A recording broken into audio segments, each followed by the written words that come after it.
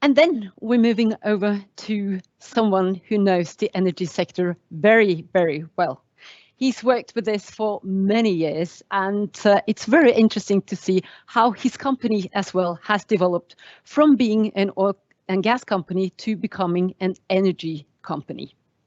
So today we have with us the Senior Vice President and the Chief Economist in Equinor, Eirik Wærness.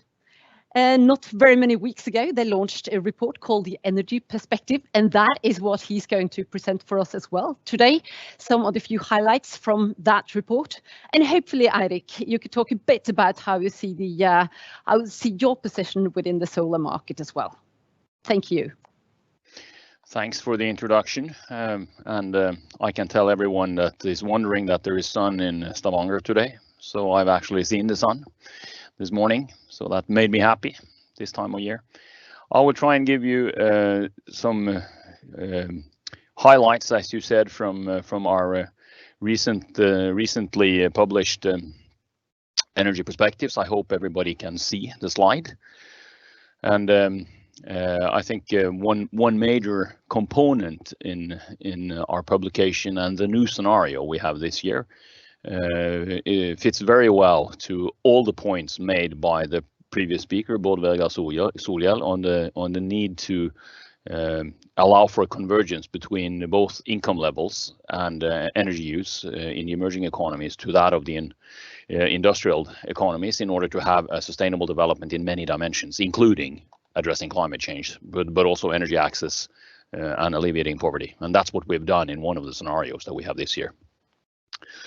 So just quickly, when you look back at the human history, we've gone through three energy transitions, at least over the last 220 years. Most of humankind's history has been characterized as a use of biomass, the biomass age. Mostly our main source of energy has been wood up until after the Industrial Revolution. Then around 1890, we entered into the coal age, where coal became the largest source of energy. And in the middle of the last century, we entered the oil age, and we're still there. With oil being the largest source of energy, but also where we've added gas, we've added nuclear energy, we've added hydro, and significantly over the last decade, we've made massive strides and massive increases in new renewables, and in particular wind and solar electricity, but you can barely see it as part of the energy transition now. And then going forward, of course, it's what can we do? How can we ensure a sustainable energy transition story? And in particular, that is important when we look at what this really is. It's not a story about an energy transition. This is a story about an energy addition. What the main history of humankind over the last 200 years after the Industrial Revolution has been, we add energy demand. And in order to satisfy that demand, we add new sources of energy. We use more biomass now than we did ever in the biomass age. We use much more coal now than we did any time during the coal age. And we use much more oil than we did at the start of the oil age. And the question going forward is, of course, whether we can break this link between ever-growing energy demand and increased sources of, and finding new sources of energy, because what we have to do is to find new sources of energy that not only satisfy demand, but also replace some of the existing sources of energy in order to deliver on a sustainable development. And then when we look out the window and wonder where is the energy world going over the next decades, the answer to that question depends very much on what driver, what assumption we decide to assign weight to. And we can draw very, very different pictures on the global energy systems and the ability to deliver on sustainable development goals, depending on which of these drivers we assign weight to, whether it's economic growth, whether it's energy efficiency, technology development, climate ambitions, and more importantly, climate policies, market regulations, and geopolitics, or the ability to cooperate, if you like. And we find different, here we have listed a few signposts on where that world might be going, and sort of things that could indicate that the direction goes in that way or that way. And depending on what you believe most in, you can draw and tell very different stories about where the world will be going to 2050 once we get out of the COVID crisis. And that's what we've done. So we made three scenarios. and they point in very different directions. They all contain significant energy transitions. They all contain significant improvements in energy efficiency development, but only one of them delivers on the climate ambitions in the Paris Agreement in combination with other sustainable development goals. So that's the scenario we would like, but it's not a scenario we can guarantee become a reality. So we've had two scenarios that capture where the world will be heading if we look at the current policies, current development trends, and then we assign different weight to some of them to generate two scenarios. One of them is called reform. In this scenario, after this decade, markets and technologies continue to drive the development in terms of energy efficiency. We believe that the current policy momentum in the climate dimension in energy and climate policies continues for the next decade, so that every country delivers on its nationally determined contributions, the promises they've made as part of the Paris Agreement. But where that policy trend then moves a bit into the background in the 30s and 40s, behind markets and technology drive in and by themselves. It's a world where economic growth is continuing to be prioritized, massive energy efficiency improvements, massive energy transition, but not sufficient to deliver on climate targets. This is a world that would, if it continues after 2050, deliver on something like a 2.5 degree temperature increase. Then we have a rivalry scenario, which is building on the assumption that it is possible that the current geopolitical climate will continue to dominate the development. And that means lack of cooperation, lack of trust, lower trade and therefore lower economic growth, lower energy demand, much more focus on energy security than on energy efficiency, less focus on the need to drive to address the climate change challenge. More focus on keeping people's jobs in your local constituencies if you're a politician in any given country. So that's not a very sustainable development, but also something that we cannot exclude. And then we have a scenario which we now call rebalance, which addresses exactly the variables that Bård Vegar Solhjell pointed out. It's a scenario that is consistent with a well below 2 degree target, so it would be a 1.6, 1.7 degree warming scenario, depending on how quick we can get down to net zero in terms of CO2 emissions. It focuses on UN sustainable development goals. We think the most plausible way of achieving these targets is that we have to address other sustainable development goals as well. That means that we in the industrialized part of the world, the 15% of the global population that uses 2/3 of the income and uses 40% of the energy, we will have to focus more on well-being, change our lifestyles, and allow emerging economies to leapfrog into a much more sustainable path. And that's what we've done in this scenario. In these scenarios then, what does global economic growth and carbon emissions look like? Well, if the rivalry pendulum, if it's the pendulum that we are in at the moment in many variables, if that is allowed to continue, this is global GDP. It grows by 1.8% per year. We will then be 1.7 times larger in terms of global economic activity in 2050 than we are today. CO2 emissions continue to increase after the crisis and peak around 2040. Not a sustainable development. Not something that can be excluded, though. Then we have the reform scenario, which has much higher economic growth, 2.1% per year, where CO2 emissions have peaked and come slowly down due to energy transition, energy efficiency, renewables growth, reduction in coal use, etc., but not sufficiently fast to address the climate change sustainable development goal number 13. And then we have the rebalance scenario, which is a backcast. This is where CO2 emissions have to go from the energy sector. We have to come down to around 10 billion tons by 2050, down 2/3 from where we are today.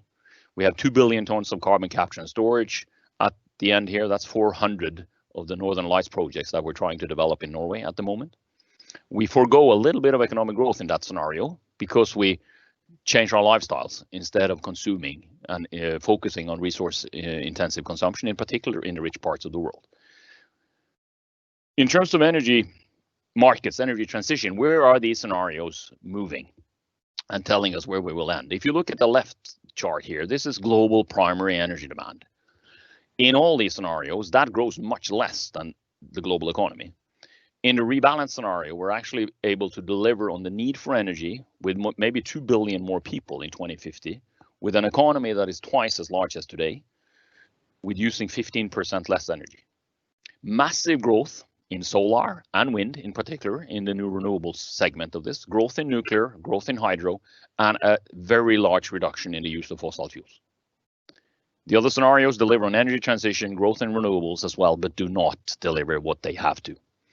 Electricity, rebalance, almost a doubling of electricity generation, all of it from new renewables and nuclear, and a significant reduction in the use of fossil fuels. Basically, we take out all coal, more or less, in the electricity sector, and the remaining fossil fuel here is gas, which is also equipped with carbon capture and storage. And you can look at the changes in the road transport sector, where we have a massive efficiency improvement in the rebalance case. All cars basically are electric by 2050, and the remaining oil use in this scenario is some heavy trucking. So massive changes is what we foresee, what has to happen, but only rebalance delivers on the necessary changes. And if you take, that's only electricity and transport. Here we have the other sources of energy, which we tend not to discuss too often, and where it's more difficult to introduce renewables to some extent. This is industrial demand. This is all on manufacturing. Has to be electrified. Part of that is, most of that is of course going to come from renewables, but we will have remaining use of energy there in order to, in the processes that need sufficient heat, but they will be equipped with some carbon capture and storage and much less use of coal. Then we have buildings, 2 billion more people maybe. We need to build maybe 1 billion more homes. We have offices that needs electricity for heating, for cooling, for elevators and everything else. And that will also be a much more electrified sector in these scenarios than it is today. And therefore, there's also room for solar and wind in that use of energy. And then finally, we will use more oil and gas as feedstock in petrochemical processes, where they end up in all the consumption goods that we have. None of us would be able to communicate today if we didn't have those types of products. Our PC screens, as an example, that will continue to grow, much less than the economy, in spite of much more recycling and much more focus on plastic waste. And just finally, to detail little bit more out here on what does this mean for wind and solar. I've detailed it out here, and you can see this is the power generation mix that we have in this rebalance scenario. So, which, if we are to reach Paris targets, one way of doing this is that we produce much more, 30% more electricity from wind and solar. This is wind, this is solar, in 2050 than we do from coal, oil, and gas today. Massive increase in the growth, and of course a massive reduction in coal. So there's a lot of room. If we do this, we will be able to deliver on an energy transition where we, for the first time in human history, take down energy demand and have sufficient change in the energy mix so that we can take out significant amounts of the current use of energy in order to deliver on a sustainable solution. But that's in the rebalance scenario. This is not a walk in the park, but it can happen. And then just finally, one word on where we are, what we are doing. You know, we're doing a lot on offshore wind, floating wind as well, but we are also developing now on onshore renewables. We operate a solar plant in Brazil. We own parts of Scatec Solar. We build a solar plant in another emerging economy, which is Argentina.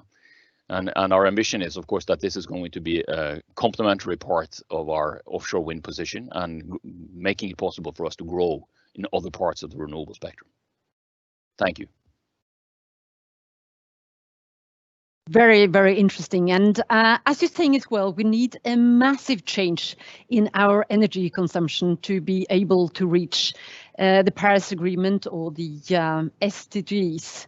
But what do you really think is the biggest obstacle for solar power to grow for the next 5 years? What do we need to start with to expand solar power faster than we do today to reach these goals? Well, first of all, I think it will expand very fast over the next 5 years, more or less irrespective of what's happening, because the cost improvement is there. There's a lot of focus on it, and projects will come. I think the main obstacle to an even faster growth in new renewables over the next 4 or 5 years is part of it is the outcome so the consequence of the COVID crisis, which has reduced cash flows in a lot of private investors that otherwise would grow even more in that spectrum. Equinor could be one of those companies, but large international companies have much less cash. The other forest that will have to change, or the other framework condition that has to change if we're to speed this more up, is that we need a bigger flow of projects. Where are the shovel-ready projects? And that has to do with getting access to land. It has to be getting access to the grid.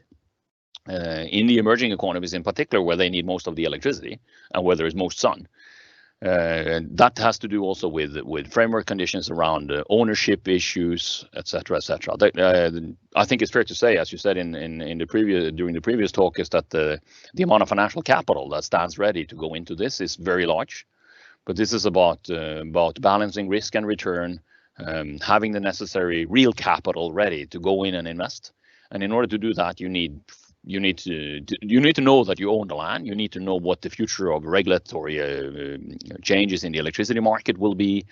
You need a guarantee for your prices for a while. This still needs government subsidies in one way or the other, but that will continue to develop and hopefully become subsidy free at some point. I think it's another thing we are wondering about as well, because now we're seeing this change in the leadership in the US. And do you think that the new president coming in the US will change this picture very much? Could that give, the rest of the big countries such as China, South Korea, Japan, Europe, for example, a challenge or increased competition, and that could push the breakthrough for renewables even faster? Well, I think it will definitely change the dialogue in the United States in some aspects. On the ground, a lot of things are happening in the renewable space in the United States itself as well. Just look at the development of wind power in Texas, which is kind of a paradox. And then, of course, it remains to be seen the type of federal activities promoting different types of investments and subsidies, investment tax credits, and everything that they do over there. How easy it will be for the new administration to get that through Congress. So that's one aspect of this. On the global scene, I'm not sure that the geopolitical environment, policy climate, if you like, necessarily it becomes much better. But the dialogue around the Paris Agreement, the dialogue into Glasgow and the COP26, the hope that we can get more common solutions, more common policies will definitely get some help from this change of administration. So it remains to be seen. But I think there's a lot of things happening on the ground. But fundamentally, I think the world quickly needs to move away from not trusting each other to start trusting each other in order to solve some of these problems, not only climate, but all the other problems as well. Because this is not about renewable electricity in Northwestern Europe. This is about access to sustainable energy in the rest of the world, basically. So when you're talking about reaching the right markets, because we know that the cost of producing solar power has decreased a lot the last 10 years. But do we really see that is happening in the right countries, the countries that need this electricity or access to cheap electricity the most? No, unfortunately, I don't. It's in a way that where it is easiest to do these things is in regimes that we know. We know the regulation. We know that we can run an auction. We know that we're going to replace some electricity. There's an electricity system that operates more or less perfectly. We just have to take out some coal-fired electricity and replace that with something else, whether it's wind or solar. And that's why the speed is very high in Northwestern Europe and in North America, for that matter. What we need is provide access to electricity, which is renewable in countries that do not have an electricity grid that operates perfectly, where we do not always trust the governments in terms of putting in place the right regulations, where there's a foreign exchange risk, there are risks in terms of ownership rights, etc., etc. And that slows down the process. And that's where we need help. And that's where the world needs help to make this much faster and allow countries like Brazil, Mozambique was mentioned, India, to leapfrog beyond that of coal-fired electricity to something else. Thank you so much, Eirik. It's always very, very interesting to listen to you, and have a great day. Thank you. Thank you. Thanks, and good luck with the rest of the day. Thanks. Thank you.